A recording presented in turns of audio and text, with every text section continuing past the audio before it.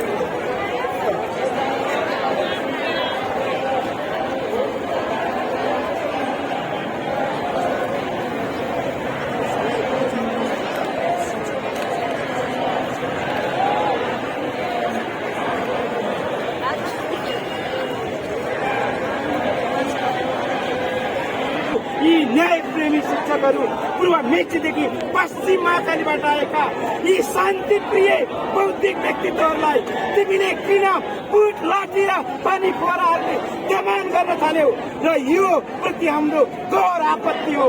यो सरकारप्रति घोर आपत्ति हो र यो सरकारका अहिलेका प्रधानमन्त्री र उप प्रधानमन्त्रीहरूले 75, 78, 80 मा सम्झौता गरेका थिए। ती सहमतिहरूलाई किन कार्यान्वयन गरेनन्? यो देशका 3वटा भूतपूर्व अहिलेका प्रधानमन्त्रीहरू नै जवाफदेही छन्। यो शिक्षा ऐन नल्याउन खोज्नुको कारणले बाधकहरू नै हुन्, तर समस्याको समाधान गर्न पनि नै हुन्। आफ्नो हैसियत भन्दा माथि उठेर एकपटक उनीहरूले सोचुन्, पशुपतिनाथलाई सम्झेर सोचुन्। यो देशका न्यायप्रेमी लाखौं शिक्षकहरू आजको 27 दिनसम्म किन यो माइतीघर मण्डलामा यो प्रदूषित आकाशमा यसरी चण्डला पुरे घाममा आए होला? त्यो सोच हो प्रकृतिले पनि अलिकति न्याय गरेको छ। हिजो राजाले शीतल छ, हिजो शीतलको दिन थियो, तर यो सरकारले न्यायप्रेमी शिक्षकहरूमाथि कुट लाठी बर्सायो, पानीका फोहरा बर्सायो। यो सरकारको यो दमनप्रति हाम्रो घोर आपत्ति छ। सरकार, तिमीले कुट र लाठीले तर्साएर गलाएर यी शिक्षकहरूलाई पठाउन सोचेका होला। तिमीले पठाएको पानीको फोहराको बराबरको रगत दिने नेपाली शिक्षकहरू तयार छन्। शान्तिपूर्ण तरिकाले अहिंसा गरेर शान्तिपूर्ण न्यायप्रेमी तिमीले खोजेको के हो? यी शिक्षकहरूलाई गलाउन सकिन्छ, थकाउन सकिन्छ भनेर होला? त्यो कदापि नसोच। जति सक्दो छिटो शिक्षा ऐन यी शिक्षकहरूलाई देऊ। यी शिक्षकहरू स्कुल विद्यालय जान तयार छन् भन्ने कुरा पनि म यहाँ यहीबाट यो बाइकिकर मण्डला यो बालेश्वर एरियाबाट सरकारलाई भन्न चाहन्छु, जबसम्म हाम्रो युवती महासंघले भनेको छ जब के जितिन्छ के बितिन्छ, जबसम्म शिक्षा ऐन प्राप्त हुँदैन तबसम्म यी नेपाली शिक्षकहरूले यो बाइकिकर मण्डला छोड्ने छैन। आज के 27 दिन अनि 27 दिन थप्न पनि यी नेपाली शिक्षकहरू तयार छन्। हाम्रो केन्द्रीय नेतृत्व जुन छ लक्ष्मी किशोर सुवेदीको त्यो चट्टानी उडान हो, त्यसकारण नेपाली शिक्षकहरूले छोड्ने छैनन् र यो हिजोदेखि आएको एउटा पुस्ताले लड्नु परेको स्थिति हो। अब अर्को पुस्ताले फेरि शिक्षा ऐन ल्याउनु पर्यो भनेर यो सडकमा आउनु पर्यो देशको खातिर।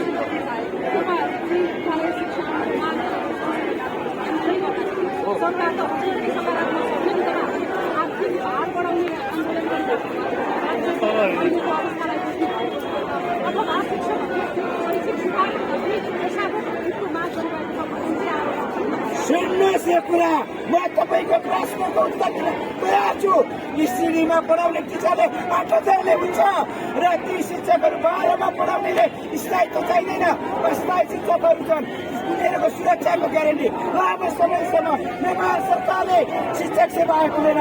75 सालमा शिक्षकहरू थाहै भयो कति आन्तरिकबाट उनीहरूको अस्थायी अवधि 15-20 वर्ष छ। ती शिक्षकहरूलाई अस्थायी अवधि जोडेर निवृत्तिमा को व्यवस्था गरेर पेन्सन देऊ।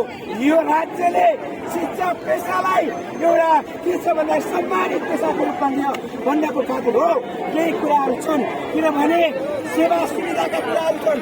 यो राम्रो पढ्ने गोल्ड मेडलिस्ट अप्रेटरलाई शिक्षामा ल्याऊ, किन अझ मान्छेकोलाई शिक्षा बन्ने हुँदैन। सरकार तिमीले कुरा पनि सोध्छ।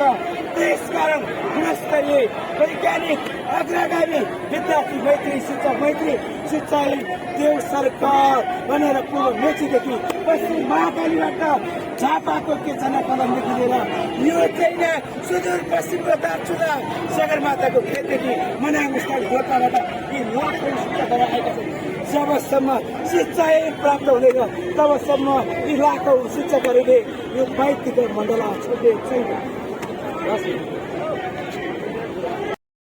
शिक्षक महासंघ जिन्दाबाद जिन्दाबाद जिन्दाबाद। अग्रगामी शिक्षा ऐन जारी गर नेता कस्तो चिनियो एक हिसाब लेखिन्छ 84 मा देखिन्छ एक हिसाब लेखिन्छ 84 मा देखिन्छ शङ्काको आवाज हो लोकतन्त्रको आवाज हो शङ्काको आवाज हो लोकतन्त्रको उपहास हो शङ्काको आवाज हो लोकतन्त्रको उपहास हो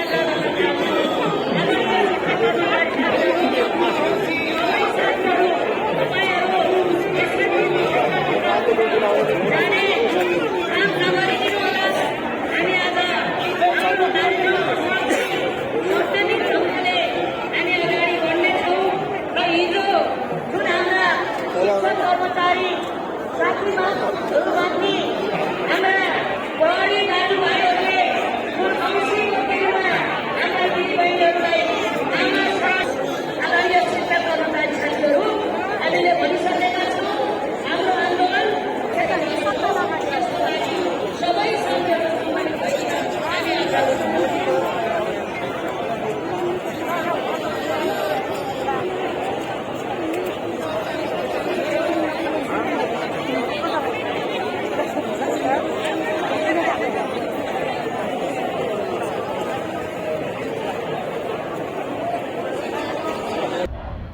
नेपाल शिक्षक महासंघ जिन्दाबाद नेपाल शिक्षक महासंघ जिन्दाबाद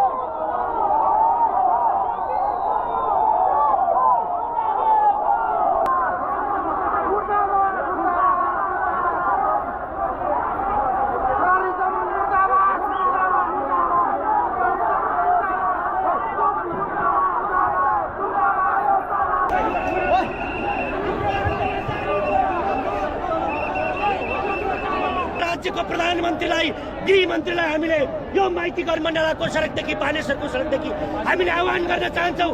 हामीले चाहेको जम्मा एक थान शिक्षा ऐन इमिडिएट जारी गर। यदि गरेनौँ भने हामी शिक्षामा जे जति क्षति बेहोर्नुपर्छ राज्यले जिम्मेवारी लिनुपर्छ। हामी शिक्षकहरू यसबाट जाने अवस्था छैन। जबसम्म एक थान हामीलाई शिक्षा ऐन दिँदैन तबसम्म हामी कोही पनि शिक्षक घर जाने छैनौँ, विद्यालय फर्किने छैनौँ। यस्तो खालको वातावरण यदि दमनकारी अवस्था सिर्जना गर्यो भने, पानीको पहरा दियो भने, डन्टा चार्ज गर्यो भने हामी शिक्षक हातमा दही जमाएर बस्नेवाला छैनौँ। हामी पर्खेर हेरिरहेछौँ। सरकारलाई हामी अनुशासनको पाठ सिकाइरहेछौँ। सरकार यदि अनुशासनको पाठ सिकेन भने हामी विद्यार्थीलाई कहिलेकाहीँ एक हात छडी हिर्काउनु पनि पर्छ। त्यो छडी दिन पनि शिक्षक पछाडि हट्दैन, किनभने तिनीहरू सबैजना हाम्रै चेला हुन्। हामीले पढाएका चेलाहरू हुन्, हाम्रा गुरुहरूले पढाएका चेलाहरू हुन्।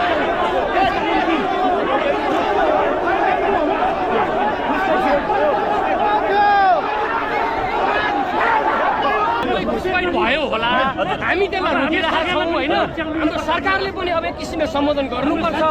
हामीले प्रहरीहरूसँग भनेको कि यताबाट हामी ढुङ्गा नहान्न, हामी साथीहरूलाई अनुरोध गरेका छौँ। हाम्रा साथीहरू ढुङ्गा हानिरहनु भएको छैन होइन। कोही एकजनाले दुईजनाले हान्नु पर्ला त हामी जान्दैनौँ क्या।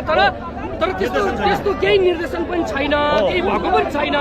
उहाँहरूले पानीको पोरा हिलो हान्नुभयो। हामी शान्त रहन भनिरहेका छौँ।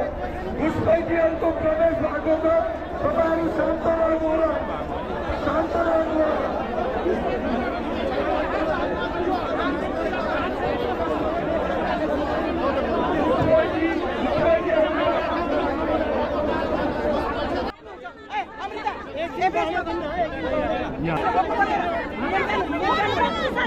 जान्न